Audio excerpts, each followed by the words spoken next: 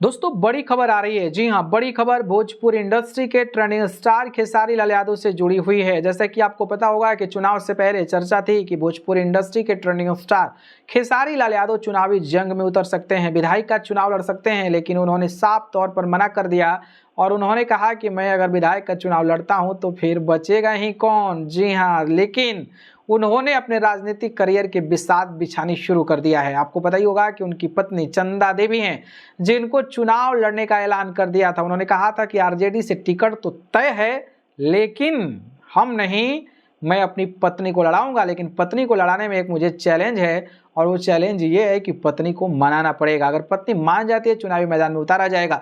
हालांकि जो सीट की चर्चा हो रही थी वो मांझी विधानसभा सीट हो रही थी, लेकिन मांझी जो सीपीआईएम के सिटिंग सीट है वहां पर से कैंडिडेट सीपीआई को उतारा गया, इसलिए वो सीट पर चुनाव नहीं लड़ पाए खेसारी यादव की पत्नी। लेकिन अब फाइनली जो है मना भी लिया गया है, टिकट भी कंफर्म हो गया है। टीम के द्वारा ऑफिशियल ऑथेंटिक इन्फॉर्मेशन भी दे दी गई है कि भाई देखिए, खेसारी लाल यादव की जो पत्नी है चंदा देवी चुनावी जंग में उतरेंगी, चुनावी मैदान में जो है वो कहीं ना कहीं उतरेंगी। और पूरी जानकारी अब आ चुकी है कि खेसारी लाल यादव की पत्नी 2025 का विधानसभा चुनाव राष्ट्रीय जनता दल यानी कि लालू प्रसाद यादव की पार्टी से लड़ेंगी।